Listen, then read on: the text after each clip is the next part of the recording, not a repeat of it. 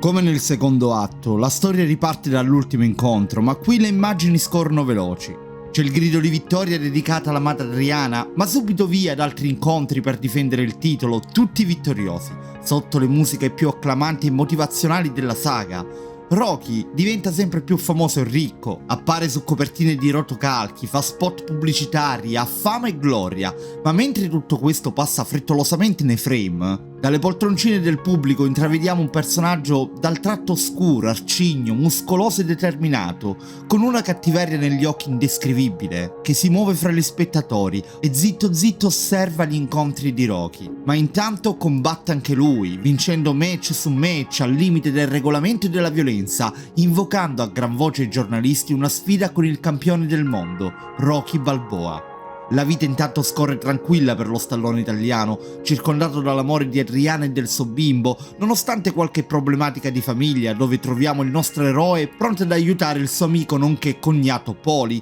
finito in carcere per ubriachezza molesta causata da un eccesso di invidia sul nuovo status sociale della sorella e del suo amico. E dopo un'amichevole scazzottata tra i due, quest'ultimo rimasto senza lavoro verrà assunto da Rocky, trovando così ruoli invertiti rispetto al secondo capitolo, ma dimostrando come sempre la sua più sincera umanità nei confronti di chi gli sta accanto. Rocky, ormai diventato più uno showman che un pugile, si impegna anche nel dare una mano a delle associazioni, facendo per esempio beneficenza, come vediamo in un incontro dimostrativo dei risvolti quasi comici con il campione di wrestling della generazione di teenager degli anni 80, conosciuto come Hulk Hogan, che qui curiosamente viene chiamato Labbra Tonanti, che diverrà più una rissa da quartiere che un incontro di box in stile spettacolo televisivo, con tanto di lancio del malcapitato Rocky tra il pubblico, spaccate di seggiole sulla schiena, slaccio di guantoni e prese al collo, insomma siamo quasi ai livelli dell'uomo tigre. E poi alla fine finirà a tarallucce e vino, quasi a simboleggiare la capacità del nostro eroe di portare pace e serenità anche in un incontro di lotta dai toni piuttosto impari. Il film, che come gli altri due si muove sui pilastri sicuri dell'amore di Adriana, della sua famiglia, della gente che lo acclama e idolatra come eroe, dedicandogli addirittura una statua per onorare la sua fulminante carriera, sembra non porti nuove sorprese, finché il pugile semi-misterioso di cui abbiamo accennato all'inizio, per quelli un po' più giovani, il mitico Mr. T dell'altrettanto spettacolare A-Team, qui denominato Clubber Lang, che sfida Rocky a viso aperto, sfottendolo e facendo facili apprezzamenti su Adriana, in modo da portare a risvegliare l'orgoglio e l'interesse del protagonista in una sfida che non sarebbe mai dovuta arrivare in quanto il nostro eroe si stava pubblicamente ritirando dalle scene. Una curiosità sull'antagonista. All'inizio si era pensato a due pugili veri come John Fraser ed Ernie Shivers, quest'ultimo scartato per avere una voce non adatta al ruolo indicato, essendo un po' troppo acuta e perché durante il primo allenamento picchiò Stallone senza darsene troppa cura, e Fraser invece non venne scelto per via della sua balbuzie. Si arrivò quindi a Mr. T, pseudonimo di Lawrence Turret, dopo più di 1200 provini, cercando anche nelle carceri, e solo quando il produttore lo notò in un programma televisivo, per chi fosse il buttafuori più duro d'America, venne scelto per la sua mitica cresta e perché fondamentalmente fece fuori tutti i suoi rivali. L'interprete di Clubber nella vita reale si allenava davvero in casa con mezzi rudimentali come vediamo nel film, vivendo ai tempi ancora in povertà e non potendo permettersi palestre o attrezzi di sorta, un po' come vediamo accadere al nostro eroe a inizio della carriera. Cascando quindi nella trappola della provocazione, Rocky cederà alla possibilità di dare una sfida a Clubber, un pugile violento ed arrogante, senza stile, ma dalla grande forza e dallo sproloquio facile.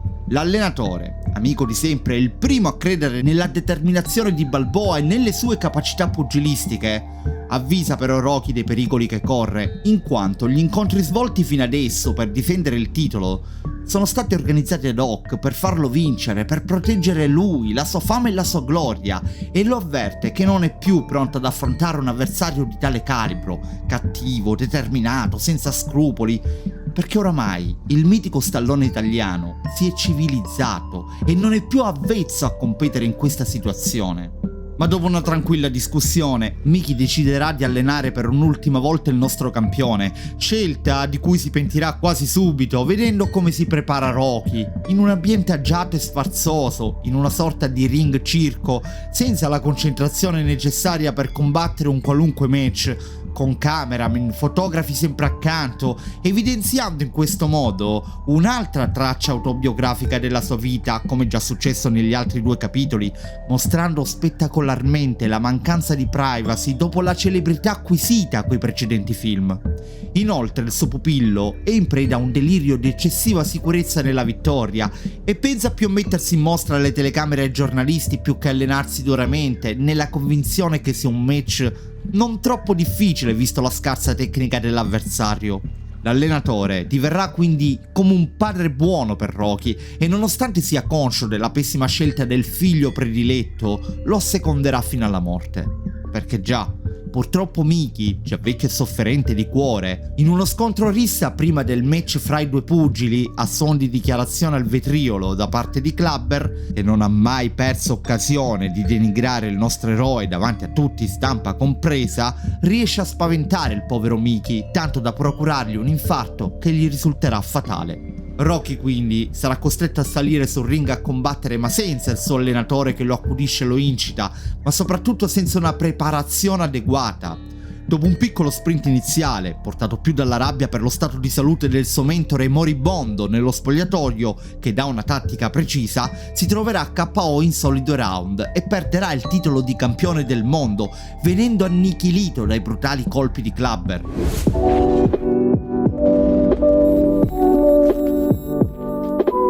Tornato nello spogliatoio, sconfitto, avrà il tempo di salutare un'ultima volta il suo allenatore ormai morente, facendogli credere di aver vinto, e in un pianto straziante Miki spirerà, portando Rocky in uno stato semidepressivo e di rabbia.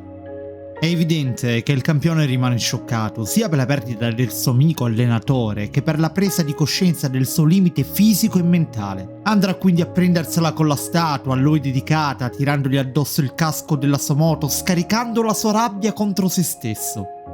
Ma in un momento così delicato, dove tutto sembra perduto, sbuca il personaggio che non ti aspetti. Apollo, il suo mitico e acerrimo rivale, e visionato direttamente a bordo ring la sconfitta del nostro campione, lo cerca, lo conforta e lo sprona a cercare vendetta e combattere per vendicare la morte di Miki e per ritrovare se stesso, ritrovare la cattiveria perduta, i famigerati occhi della tigre, quello sguardo che ha portato a battere anche un campione come lo stesso Apollo. Si partirà dunque per la California, dove Creed si allenava quando ancora era un giovane pugile, e abbandonato lo sfarzo di Filadelfia riprenderanno gli allenamenti del nostro eroe, completamente diversi in stile e funzionalità, atti a fornire a Rocky una maggiore velocità di gambe, tronco e testa per evitare i massicci e poderosi colpi di Clubber. Ma nonostante tutti gli sforzi fatti, nel nostro eroe non si risveglierà la scintilla vitale necessaria, e quando anche Apollo sta per gettare la spugna su un uomo oramai vinto e pauroso e ferito,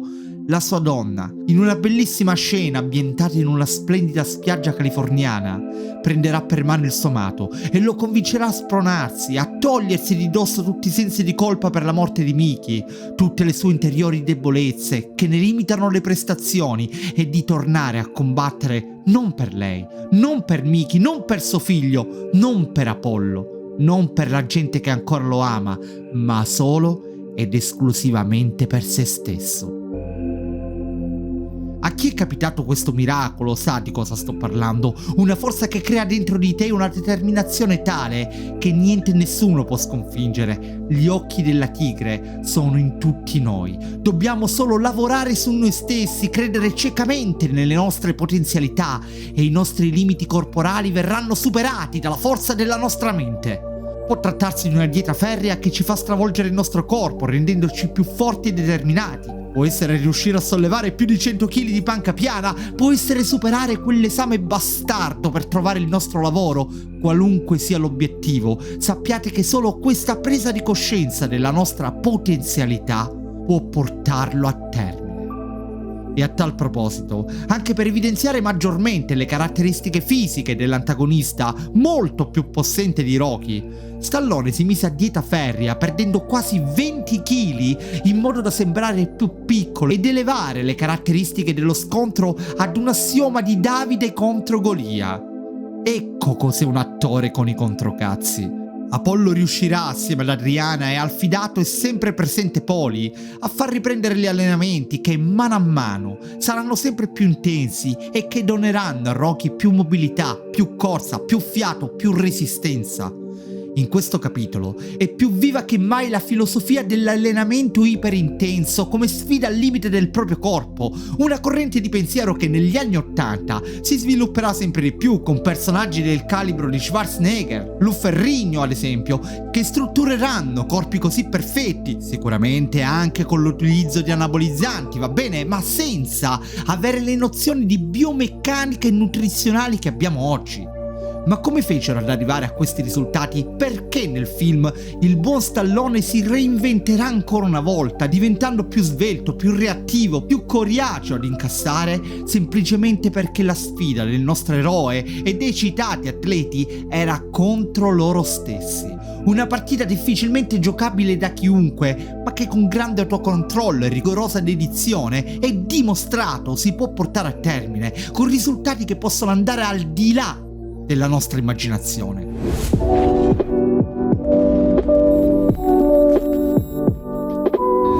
Sul ring lo Stallone sarà più vivo che mai, pronto a combattere pugno su pugno, conscio delle sue potenzialità, sfiderà il borioso, attaccabrighe pieno di sé Clubber, lottando a viso aperto e dopo un'iniziale raffica di cazzotti rifilati al suo nemico, comincerà a farsi massacrare dallo stesso, sia per ritrovare quel briciolo di rabbia ancora sopita per rispondere ancora più violentemente, sia per portare allo sfinimento il suo avversario, e alla fine di questo autolesionismo punitivo la scelta di Rocky si dimostrerà vincente, portando il match sulla strada della vittoria, mettendo KO Clubber in poco più di 3 riprese. Stavolta però, la pellicola non si concluderà solo con la vittoria finale di Rocky. Una perla ci viene donata, ad un certo punto Poli chiederà ad Apollo perché lo aiuta, e questi gli risponde che gli dovrà restituire semplicemente il favore. E questo favore verrà riscattato sul ring in un match a porte chiuse fra i due amici contendenti, chiudendo il film in uno splendido colpo d'incontro, in una scena memorabile che ci viene stoppata e pitturata come un vivacissimo quadro di Warhol, lasciandola in un fermo immagine mentre i sottotitoli scorrono e la colonna sonora dei Survivor ci accompagna. Incredibilmente, la colonna sonora iniziale scelta era un brano dei Queen, Another One Bite the Dust, ma non ricevette i diritti. Si dirottò allora su You're the Best, che sarà poi scelta per Karate Kid, ma quando la scelta era quasi fatta, arrivò The Eye of the Tiger, che proclamerà il successo avvincente del film. Tutti i film di Rocky sono pedagogici, ci donano un insegnamento. In questo capitolo ritroviamo la fragilità di un uomo che, per quanto vincente, trova sulla sua strada un pugile più forte e determinato. Trova una tragedia vera, la morte del suo allenatore, ma soprattutto trova una crisi interiore di identità fortissima che gli farà perdere la fiducia in se stesso. Ma l'amore di sua moglie Adriana, la vicinanza dell'amico cognato Poli e la ritrovata amicizia del rivale di sempre Apollo Creed riuscirà a risvegliare nel suo animo tutta la rabbia, tutta la fame di vittoria che necessita per riscattare se stesso e ritrovare i famigerati occhi della tigre